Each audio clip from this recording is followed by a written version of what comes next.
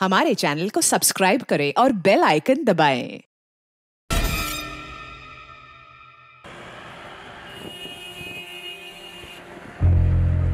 उनकी उम्मीदें तोड़ना बहुत पेनफुल होता है, जो हमें अपनी आखिरी उम्मीद मान लेते हैं। लेकिन कई बार हम टूटी उम्मीदों को जोड़ने के लिए एक फसाना बुन लेते हैं। हमें लगता है कि झूठ के पीछे भलाई छुपी हो तो बोलने में क्या हर्ज है।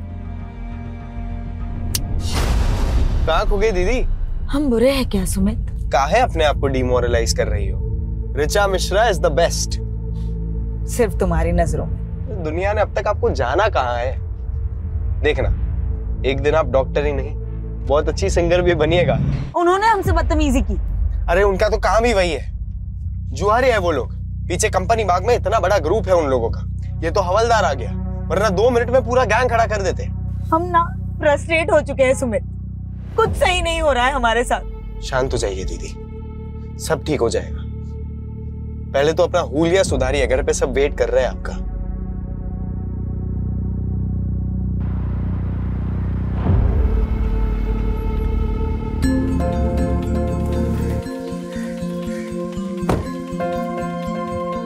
नमस्ते माँ,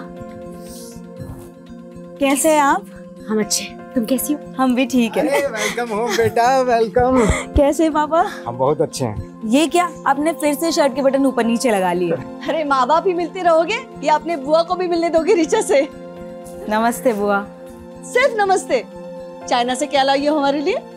सॉरी बुआ, हमको तो लगा आपको चाइना का माल पसंद ही नहीं है। आओ बेटा अंदर चलो। हाँ चलो।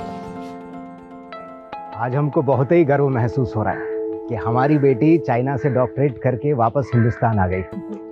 अब हम सब लोग इसको ऑफिशियली तौर पर डॉक्टर ऋचा मिश्रा कह सकते हैं। ये सब तो ठीक है संजीव, लेकिन हमारे मन में एक शंका है। कैसी शंका दीदी? ये जो डॉक्टर की डिग्री ऋचा लाई है ना चाइना से, वो भी कहीं चाइना के माल की तरह फर्जी तो नहीं है? बुआ, आप तो 10वीं तक पढ़ी है, आपको डॉक्टर के स्पेलिंग के आगे तो कुछ आता भी नहीं होगा ना? ए बेटा, ऐसा नहीं बोलते, बड़ी है ना, बुआ है। बुआ है तो क्या हुआ, इनको भी तो सीखना चाहिए ना उस दोहे से। बड़ा हुआ तो क्या हुआ, जैसे पेड़ खजूर, पंथी को छाया नहीं, फल लागे अति दूर।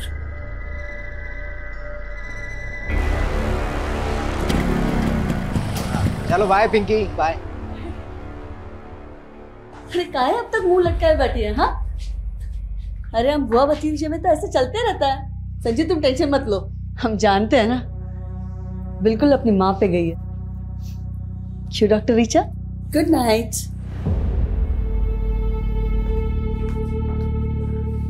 चार साल में पूरा पटना बदल गया, लेकिन ये वैसी की वैसी ही है।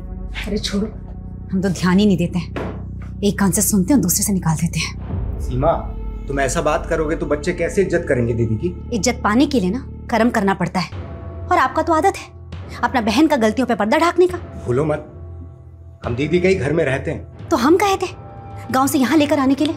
गांव में था ना अच्छा खासा मकान, लेकिन नहीं, आप 28 साल से यहाँ दीदी की सेवा में लगे हुए हो। तो दीदी को क्या बेसहारा छोड़ दें?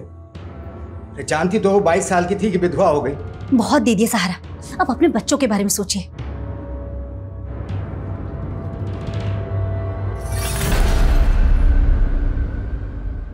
यार वही 28 साल पुरानी कहानी फिर से?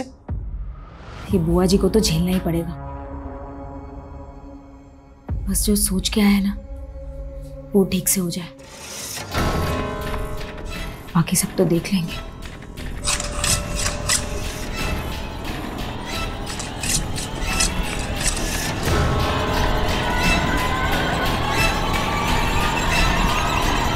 जब से ऋचा ने डॉक्टरेट पूरा किया है ना, हमारा तो मान ही बढ़ गया है। पता है सब लोग क्या कह रहे हैं कि एक मामूली नर्स ने अपनी बिटिया को डॉक्टर बना दिया। अरे वाह, बड़ा दुलार आ रहा है माँ बेटी में। हम आते हैं। हमको देख के ऐसे भाग गई जैसे नेवले को देख के सांप।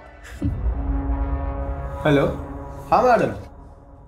अरे आपको बोले तो थे कि आपका वाईफाई राउटर खराब है, तो थोड़ा तो दिक्कत होगा ना। अब आप तो कल सुबह आ जाते हैं ना। फिर आप चलिए ठीक है पापा, वो एक कस्टमर के यहाँ जाना पड़ेगा। और सुमित, हमको भी हॉस्पिटल जाना है, बाइक से हमको ड्रॉप कर दो। ठीक है चलिए, हम आते हैं। हम क्या आए, सभी चले गए। दीदी हमें आपको कुछ कहना था। बोलो ना। दीदी बुरा मत मानिएगा, हमसे जितना बन पड़ा आपके लिए हमने किया, पर अब क्या है ना, बच्चे बड़े हो गए हैं, सबको अपना प्राइवेट स्पेस चाहिए। तो तुम हमको छोड़ के जाने की सोच रहे हो? अरे दीदी आपसे दूर थोड़ी ना जा रहे हैं, रोज आपसे मिलने आएंगे। जाओ जाओ ना, लेकिन सुमित हमारे साथ रहेगा। लेकिन दीदी बस कहा है हमने तुमसे, सुमित हमारे साथ रहेगा।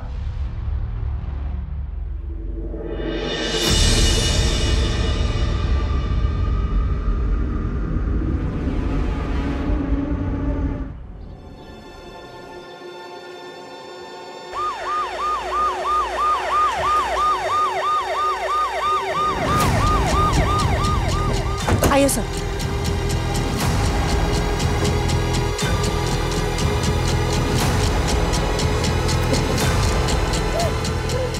सभी केयरफुल। सर कुछ समझ में नहीं आ रहा, किसने हमारे भाई के परिवार के साथ ऐसा किया होगा। आप भी यहीं रहती हैं? जी सर, हम वो लास्ट वाले रूम में रहते हैं, हमारे भाई का परिवार बाकी के सारे रूम में रहता है। रात को आप कहाँ थे? सर अपने रूम में थी, सो गई थी सर। तो इतना कुछ हुआ, आपने कुछ देखा नहीं, कुछ सुना नहीं? सर आपने घर में चेक किया कोई कीमती सामान, ज्वेलरी या कैश मिसिंग हो? आपने फैमिली को आखिरी बार कब देखा? कल रात को सर, हमारी भाभी नाइट शिफ्ट के लिए जा रही थी हॉस्पिटल में, सुमित उन्हें छोड़ने गया था। क्या वो नहीं था? हमें तो लगा उन्होंने सुमित को भी। आपने सुबह से सुमित को नहीं देखा? सर अपनों को मरा हुआ देखा जाता है क्या? हमारी सांसें ही भारी हो गई थी, हम तो बेहोश ही होने वाले थे, तो हमारे माली ने हमें संभाल लिया। आपने बताया कि आपकी भाभी सीमा और सुमित रात को ही निकल गए, तो फिर सीमा हॉस्पिटल से वापस कब आई? हमें नहीं पता। सीमा कौन से हॉस्पिटल में काम करती है? Saint John. आपका भतीजा सुमित करता क्या, और कल रात को वो कहाँ गया था? सर वो वाईफाई का काम करता है, लोगों के घर में इंटरनेट कनेक्शन लगाता है। कल भी किसी क्लाइंट का कंप्लेंट कॉल आया था उसे, इसीलिए वो चला गया। फोन लगाइए जरा सुमित को। The number you are trying to call is currently switched off. Please try again later. Switch off आ रहा है।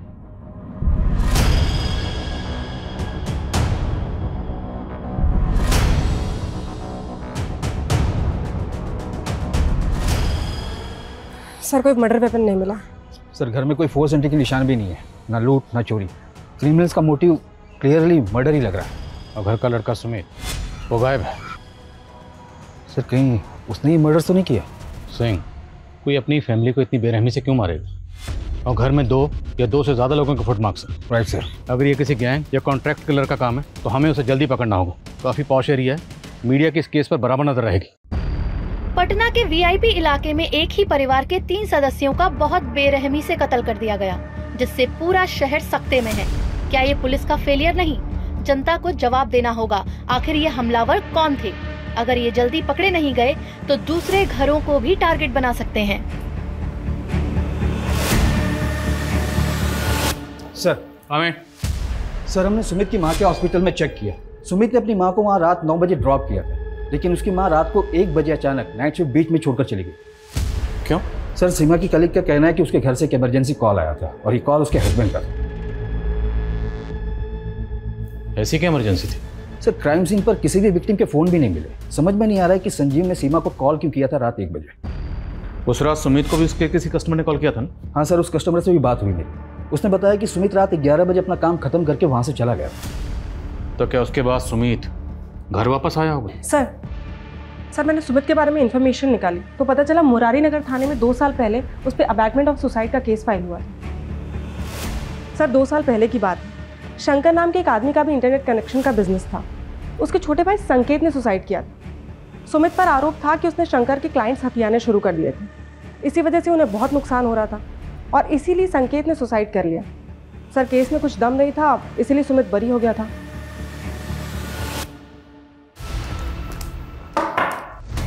जी शंकर। हाँ जी। सुमित मिश्रा के बारे में बात करनी है। उसके बारे में हमसे क्या पूछेंगे? तो मर्डर हुआ उसकी फैमिली का और सुमित गायब है। तेरी खुंदक थी ना उससे? खुंदक का ही नहीं होगी सर, उसकी वजह से हमारे छोटे भाई संकेत ने सुसाइड कर लिया। पर कोर्ट में तो कुछ साबित नहीं होता। कोर्ट ने तो सुमित को छोड़ दिया था और उसके बाद तुमने सुमित को जान से मारने की धमकी दी थी। सुमित को नहीं मार पाया तो उसकी फैमिली को खत्म कर दिया और सुमित को गायब कर दिया। क्या सबूत है आपके पास? चल थाने में दिखा दे। लेके आओ जरा। अरे क्या गुंडई है, क्या बदतमीजी है?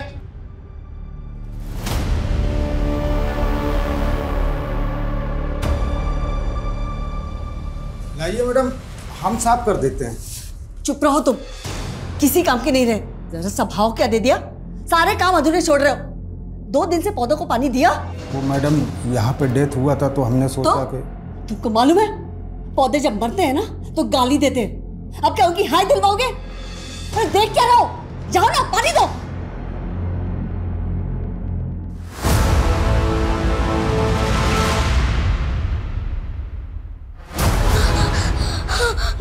माई माई माई क्या हो गया छोरे? माई वो कोई ना है बटे। माई जल्दी बंद कर, नहीं तो बेहतर घुस जाएगा। ठहर जा, मैं देखूं।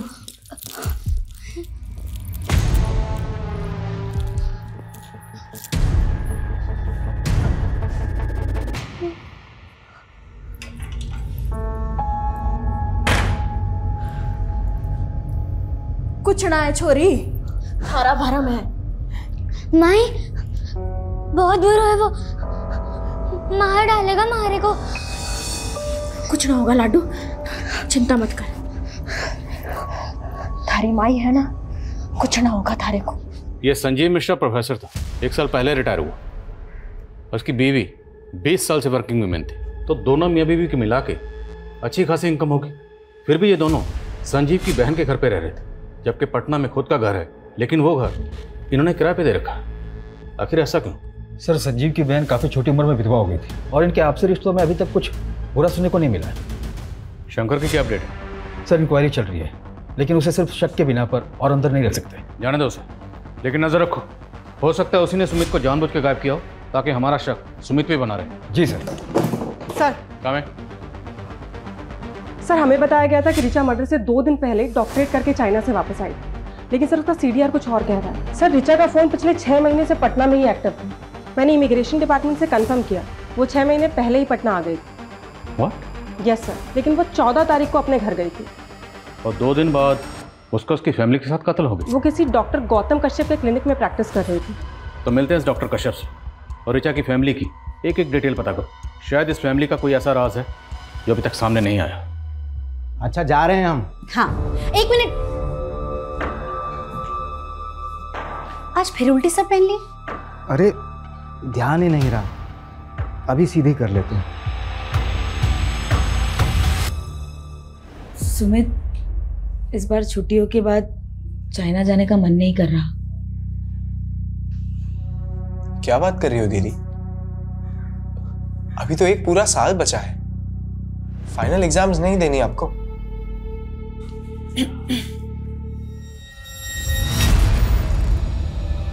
हमको तुम दोनों से जरूरी बात करना है। हाँ माँ बोलो। तुम दोनों इस पे साइन कर दो। हाँ सर, डॉक्टर रिचा मिश्रा हमारे अंडर में प्रैक्टिस करती थी। आप बताएं सर, क्या जानना चाहते हैं? डॉक्टर रिचा मिश्रा का मर्डर हुआ। क्या? कब हुआ सर? 16 तारीख को। उसे 2 दिन पहले 14 तारीख को वो बॉन्डिंग कॉलोनी में अपने घर पर पहुंची। उसके घर पर फंक्शन था, सबको यही लगा कि वो सीधा चाइना से डॉक्टरेट करके उसी दिन पटना पहुंच गई। सर 1 मिनट सर, आप कह रहे हैं पटना में घर? सर रिचा ने तो हमें बताया था कि वो मसूरी की रहने वाली है। इवन 13 तारीख को हमसे कह रही थी कि हमें अपने घर मसूरी जाना है। लेकिन सबको तो यही लग रहा था कि वो चाइना से डॉक्टरेट करके आई है। आपके यहाँ कब से प्रैक्टिस कर रही थी? सर यही कोई 6 मंथ से। उसने हमें भी कहा था कि हम चाइना से डॉक्टरेट पढ़ के आए हैं, और उसे अपॉइंट करने से पहले हमने उसकी डिग्री और डॉक्यूमेंट्स भी चेक किए थे। तो आपके पास उस डिग्री और डॉक्यूमेंट की कॉपी तो होगी? जी सर। डॉक्टर रिचा मिश्रा की sir degree. Sir even joining के बाद उसने हमसे ये भी कहा था कि पटना में उसके पास रहने के लिए कोई जगह नहीं है, तो हमने यहीं क्लिनिक पे एक शेल्टर प्रोवाइड करवा दिया था। तो मतलब रिचा ने झूठ बोला?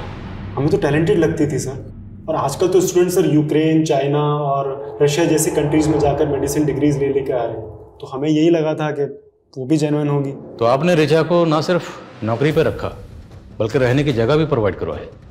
तो अकेली लड़की देखकर सिर्फ मदद की या फिर मदद से ज़्यादा कोई मेहरबानी की? सर आप कैसी बातें कर रहे हो? हमारा सिर्फ प्रोफेशनल रिलेशन था और कुछ नहीं था। हमें तो खुद समझ नहीं आ रहा कि उसने हमसे झूठ क्यों बोला।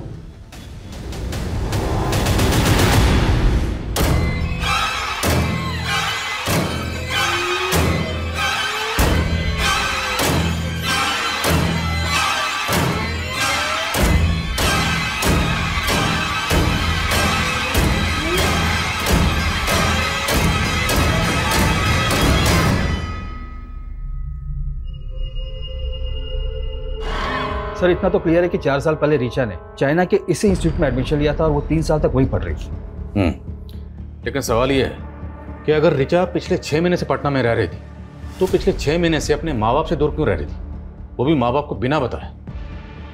14 तारीख को रिचा अपने माँ बाप के पास आई और 16 तारीख को रिचा और उसके माँ बाप का कत्ल हो गया, और 16 तारीख से ही रिचा का भाई सुमित गायब है। वो कहाँ गायब है कुछ पता नहीं चल रहा। सर रिचा की बुआ के मुताबिक 14 तारीख को सुमित ही रिचा को एयरपोर्ट से लेकर आया था। तो मुमकिन है कि सुमित जानता होगा कि रिचा पिछले 6 महीने से पटना में थी।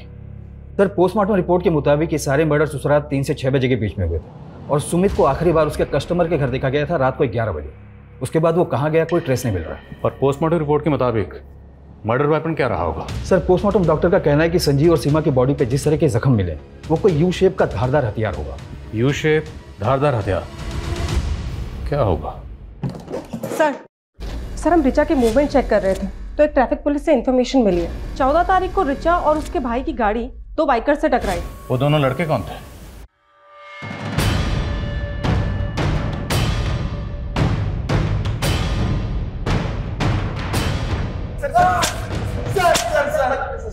सर हमने किसी का मर्डर नहीं किया सर, हम तो बस वहां पे चोरी करने गए थे सर। चोरी करने गए थे? हाँ सर, वो भी उस लड़की के कहने पे। कौन लड़की? रिचा, वो डॉक्टर।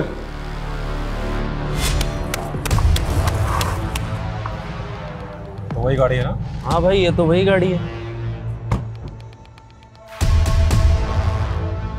तू यहाँ क्या कर रही है? तुमसे दोस्ती करने आए हैं। दोस्ती? हमारा एक काम करोगे? उस काम के लिए हम तुम्हें पैसे भी देंगे। सर उसने बोला था कि 16 तारीख की रात को उसके घर पे जाकर सोने और कैश के साथ साथ उसकी डॉक्टर की डिग्री भी चोरी कर लेना।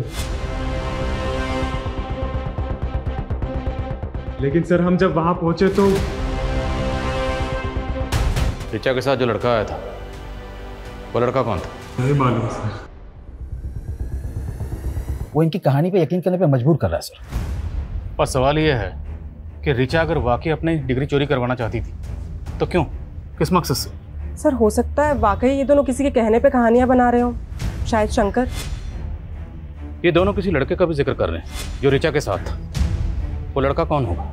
और अगर मान लो रिचा गहनों और पैसों के साथ अपनी डिग्री भी चोरी करवाना चाहती थी तो चोरी तो हुई, मतलब डिग्री अभी भी वहीं होगी।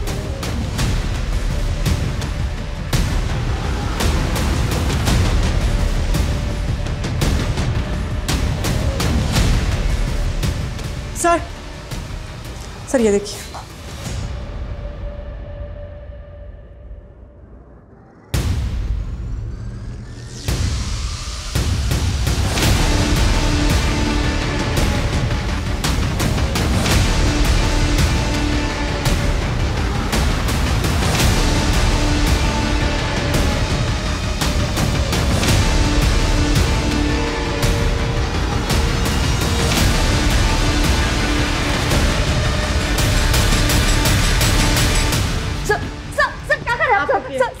क्या इसके पीछे? कुछ भी तो नहीं है sir. Sir sir sir sir, sir ये पुराना। आप पीछे। सर सर कुछ नहीं है इसके पीछे सर। चाबी कहाँ इसकी? नहीं पता हमें, कुछ नहीं है इसके पीछे सर। Sir sir please.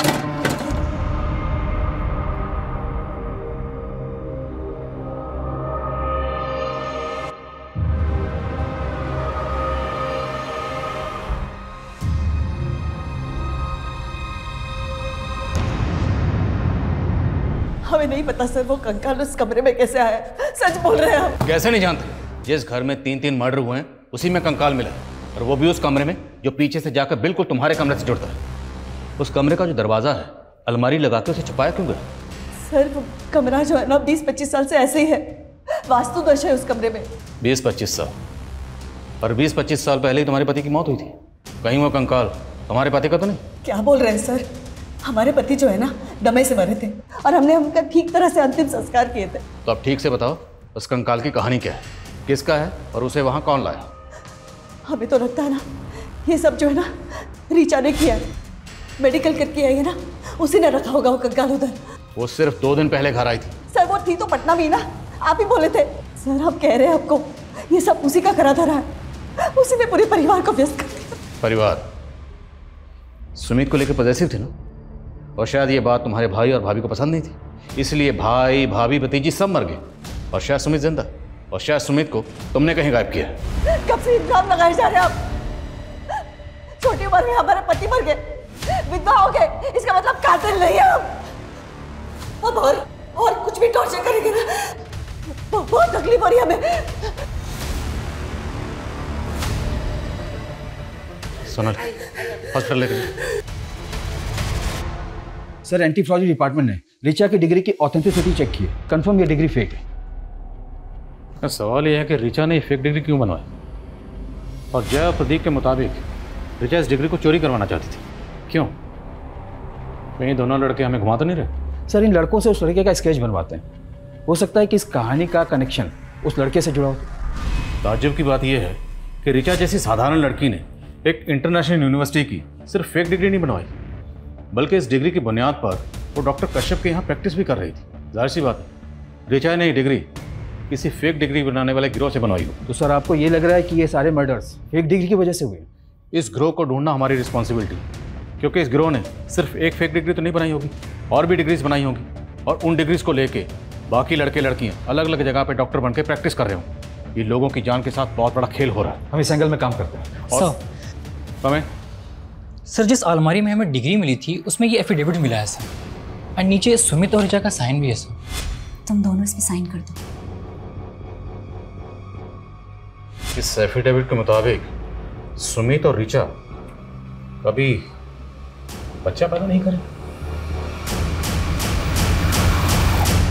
एक तरफ अंजलि अपने भतीजे सुमित को ही अपनी प्रॉपर्टी का वारिस समझती थी, और दूसरी तरफ दोनों भाई बहन से ऐसा एफिडेविट साइन करवाया गया। आखिर इस फैमिली के पास इतनी क्या दौलत थी जिसके नॉमिनी ये दोनों भाई बहन थे? ये मिश्रा फैमिली क्या थी कुछ समझ में नहीं आ रहा।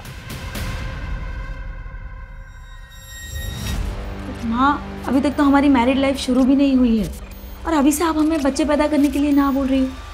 हम पागल नहीं हैं, लेकिन तुम्हारे पापा का जनरेशन में ना दिमागी प्रॉब्लम है।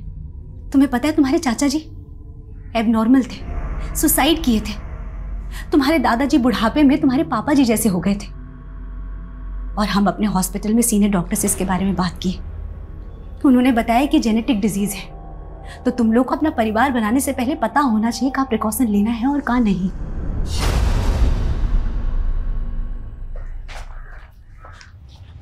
सर जय और प्रदीप ने इस लड़के की स्केच बनवाई है जो कि उस ऋचा के साथ। सर मैंने ऋचा के CDR को भी चेक किया, उसमें एक नितिन नाम के लड़के का नंबर मिला है।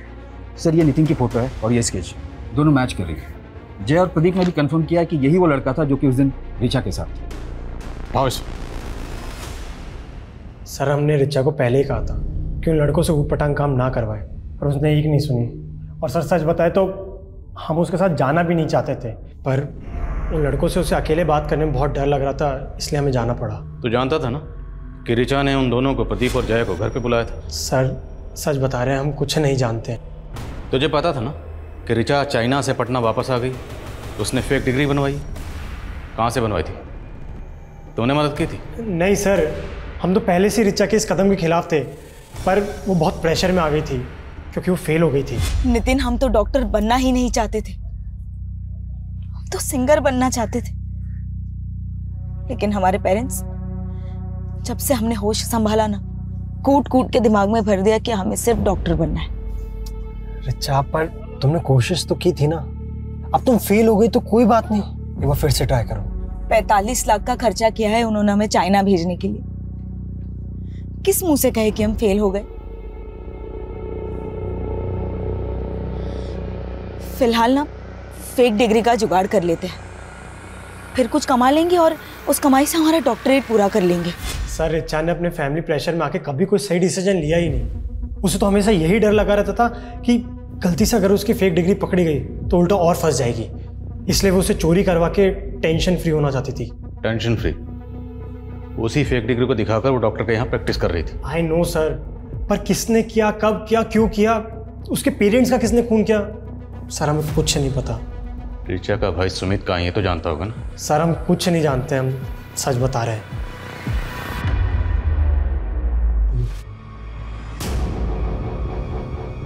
तो मिश्रा हाउस में वो कौन था जो स्केलेटन को प्रिजर्व कर रखना चाहता था?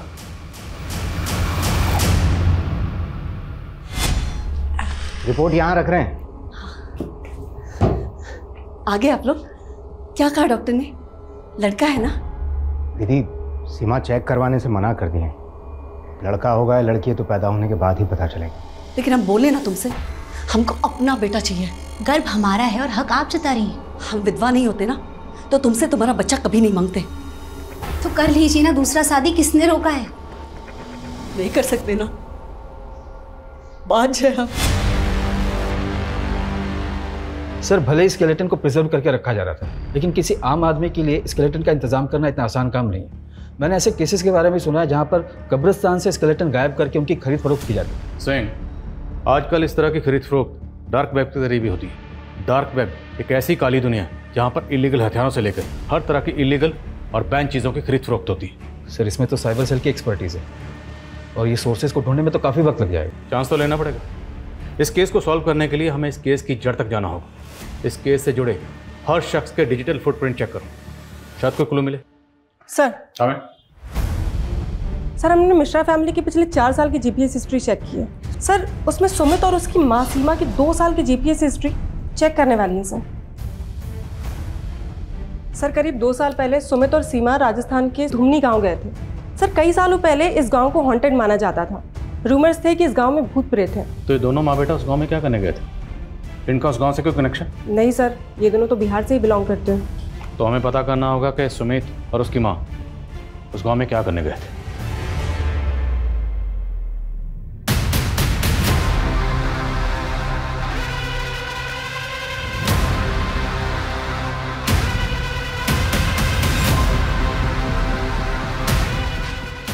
सर ये सरपंच की माँ है। सीमा और सुमित को इन्होंने आइडेंटिफाई किया। प्रणाम माता जी।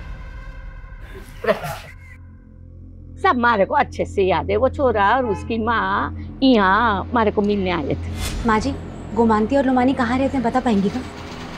अठेरे। धन्यवाद। गोमंती और लामनी? हाँ साहब वही गोमंती और लामनी जिनका भूत 50 साल से फिर रहे हैं। बड़ी अच्छी व्यथा थी बेचारी माँ बेटी की। सर 50 साल पुरानी माँ बेटी की मर्डर की कहानी जो कि काला जादू करते थे। भला सुमित और उसकी माँ इस कहानी को इतने डिटेल में जानने के लिए इंटरेस्टेड क्यों होंगे? अगर देखा जाए तो इंटरनेट पे इस घटना के बारे में पूरी जानकारी होगी, फिर भी सुमित और उसकी माँ इस घटना के बारे में जानने के लिए पर्सनली इस गांव में आए और वो भी इतने ब्रूटल तरीके से। सर इस क्राइम का ना ही कोई मोटिव समझ में आ रहा है और ना ही ये कि ये किया किसने। आई थिंक वो शायद इसलिए क्योंकि अभी तक हम इस केस को रेगुलर तरीके से इन्वेस्टिगेट करते आ रहे हैं। क्यों ना हमें इस केस को देखने का नजरिया बदले। नजरिया बदलेंगे तो तहकीकात बदलेगी और तब शायद कोई क्लू हाथ लगे।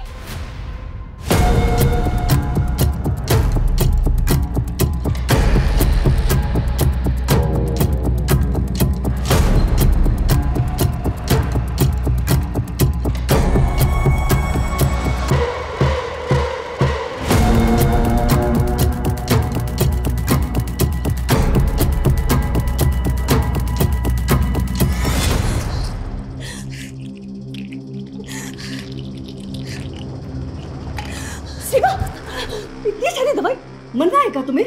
हमें इस घर में ब्याहना ही नहीं चाहिए था। आप सब लोगों ने हमसे ये बात छुपाई कि संजीव जी को दिमाग का दौरा पड़ता है और आप लोग के जनरेशन में सबको यही बीमारी था।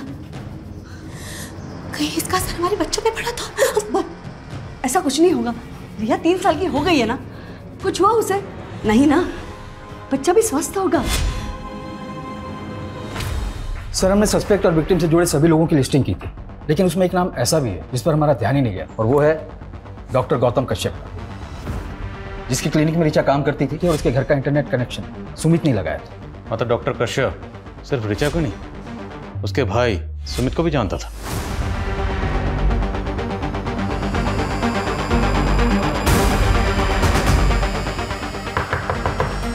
डॉक्टर कश्यप, डॉक्टर कश्यप,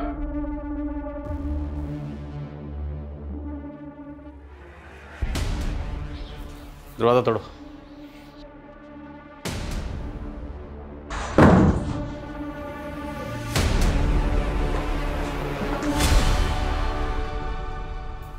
क्या बात कर रहे हो डॉक्टर गौतम? पिछले जन्म में हम लड़की थे। हाँ, हम तुम्हारी माँ थे, एक औरत, और वैद का काम करते थे, और इस जन्म में हम डॉक्टर हैं। आपका है ना वो karmicsoulmate.com पे पुनर्जन्म के किस्से पढ़ पढ़ के दिमाग खराब हो गया। अभी तुम नादान हो ना, यकीन नहीं करोगे। हम पिछले जन्म में वैद ही नहीं, ब्लैक मैजिक की प्रैक्टिस भी किया करते थे, और इस जन्म में भी कर रहे हैं। और इसी ब्लैक मैजिक की मदद से हमें यह पता चल गया है कि हम दोनों पिछले जन्म में माँ बेटी थी।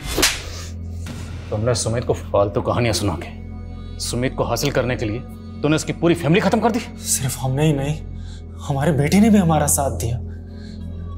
जिन 3 लोगों ने 50 साल पहले हमें मारा था, हमने उन्हें मारकर अपना बदला पूरा किया है। गुमानती यानी हम और लामानी यानी तुम। ठीक 50 साल पहले 11 मई को हम दोनों मरे थे, और जिस दिन हम पैदा हुए उस दिन भी पूर्वा फाल्गुनी नक्षत्र ही था। और कमाल की बात यह है कि जिस दिन तुम पैदा हुए उस दिन भी पूर्वा फाल्गुनी नक्षत्र ही था। तो क्या पिछले जन्म में हम सच में आपकी बेटी थे? हाँ, हम दोनों माँ बेटी थे, और हम दोनों को जिन 3 लोगों ने मार दिया था वो इस जन्म में तुम्हारे माँ बाप और बहन हैं।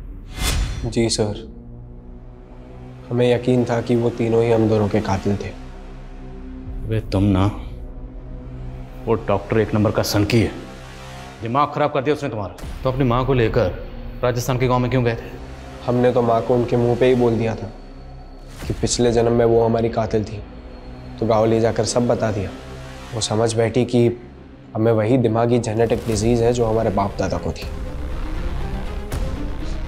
पर हमें तो बदला लेना था। पर तभी ऋचा चाइना में थी, तो जैसे ही वो फेल हुई हमने उसे एक फेक डिग्री का प्रॉमिस करके यहाँ इंडिया बुला लिया, क्योंकि हमें तीनों को साथ में ही मारना था। ऋचा को इंडिया बुलाकर डॉक्टर कश्यप के यहाँ प्रैक्टिस पर लगा दी, ताकि वो साला डॉक्टर तुमसे 6 महीने अपने ऊट पटांग रिचुअल करवाता रहे। तभी डॉक्टर ने बोला कि यही मौका है, मर्डर हम करेंगे लेकिन पकड़े हो जाएंगे। तो अपनी माँ को अपने पापा के फ़ोन से कॉल करके हॉस्पिटल से घर तुमने ही बुलाया था।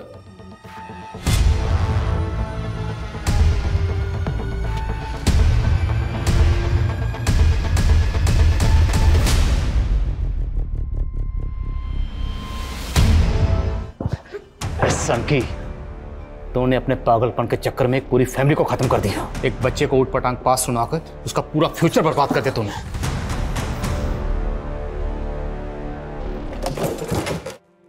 सर इस डॉक्टर ने तो बड़ी लंबी प्लानिंग कर रखी है। सर आप किस तरह की प्लानिंग? उसने कहा कि कोर्ट में उसे लॉयर नहीं चाहिए, वो अपना केस खुद ही लड़ेगा, जिसके लिए उसने डॉक्यूमेंट भी तैयार कर रखे। सर अब वो कोर्ट में 50 साल पुरानी गोमंती और लमानी मर्डर केस को फिर से ओपन करके ये साबित करना चाहता है कि 50 साल पहले सीमा, संजीव और ऋचा ने उनके पिछले जन्म में इसकी हत्या की थी। सर ये पक्का सनकी है, और वैसे भी 50 साल पहले गोमंती और लमानी का मर्डर किसने किया था ये तो कभी पता ही नहीं चला। लेकिन ये डॉक्टर वो केस पक्का ओपन करेगा। मैंने एक से एक सनकी और सिरफिरे लोगों को देखा, पर ये डॉक्टर कश्यप सबसे ऊपर है। ये दुनिया ऐसे ऐसे अजीब और ख़तरनाक लोगों से भरी पड़ी है, जिन्हें समझने और पहचानने में लोग अक्सर धोखा खा जाते हैं और सुमित और उसके परिवार की तरह का शिकार बन जाते हैं। लोगों को ऐसे सनकी और सरफिरे लोगों से सतर्क और सुरक्षित रहने की ज़रूरत है।